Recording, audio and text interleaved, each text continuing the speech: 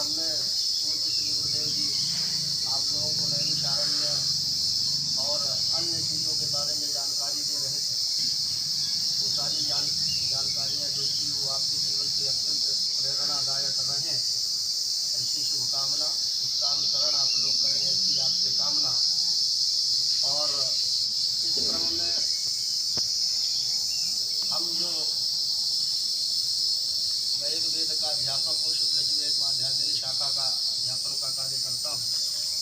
और इस संसार में जितनी भी चीज़ें प्रदर्शनी में हम देख पा रहे हैं स्वरूप में, वह सब वेदों से ही सारा इस सृष्टि का संचालन जो है वह वेदों के ही कहे हुए के माध्यमों से हो रहा है।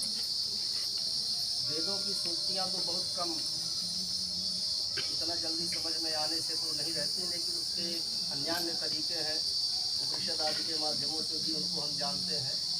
हमारे वेद में एक सूक्त कहा गया है कि वयम राष्ट्रे जाग्रयाम पुरोहिताः,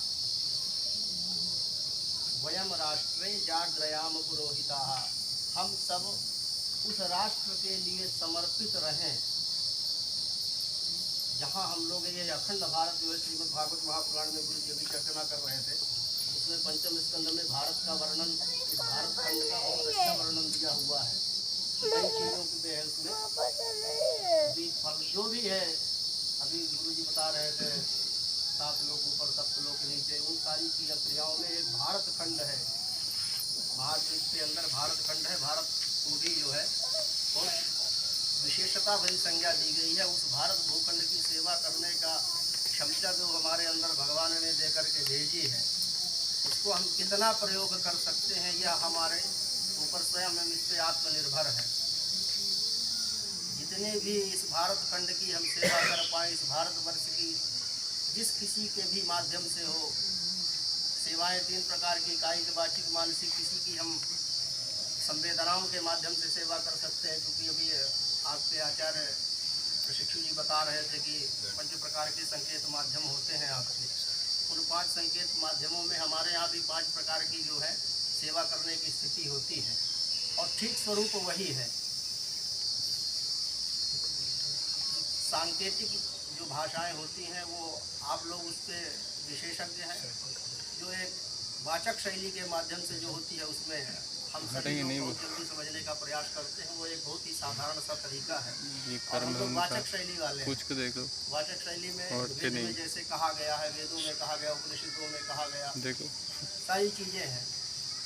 जिस राष्ट्र सेवा, धर्म सेवा, समाज सेवा, लोक सेवा, कितनी सेवाएं, हम सभी का यह दायित्व बनता है कि हम किस प्रकार से अपने से बगल वाले या अपने से असहाय व्यक्ति की सहायता कर दे। वही भारत की सेवा है।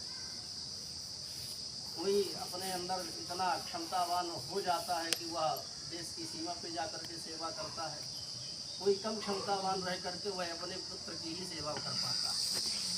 सेवाएं सभी की निर्धारित है, और वह सेवा किसी के लिए बाधित नहीं है कि जो कोई कर ना सके। एक असहाय व्यक्ति भी किसी के सहायक बन सकता है। वह असहाय है, इसका मतलब ये नहीं कि सहायक नहीं हो सकता। अगर श्वास चलित जीवन है तो हम सहायक पूर्ण रूप से हैं, और अगर श्वास नहीं है, अभी गुरु जी कह रहे हैं निद्रा,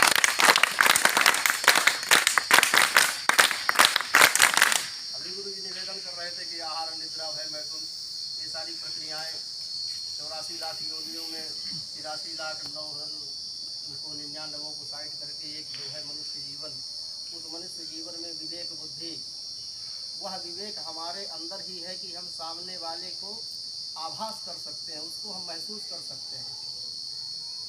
कुछ सेवाएं ऐसी हैं जिनको हम दिखा नहीं सकते और कर देते हैं। कुछ सेवाएं ऐसी हैं जिसको बिना दिखाए हम कर नहीं सकते हैं। तो जो दिखा करके कर रहे हैं वही बस सेवक हैं, ऐसा नहीं। हम किसी का ऐसा सहायक भी बन रहे हैं जो हमें वो नहीं जान रहा है। आजकल आज के मानव का एक सूक्त निकला हुआ है, आज के मानव के 10 विचार हैं। तो अत्यधिक किसी का सहायक बनना भी वह अपने लिए घातक बन जाता है। भागवत महापुराण में कहा गया है कि दया करना बड़ा अच्छा पुण्य है, दया करना एक धर्म है।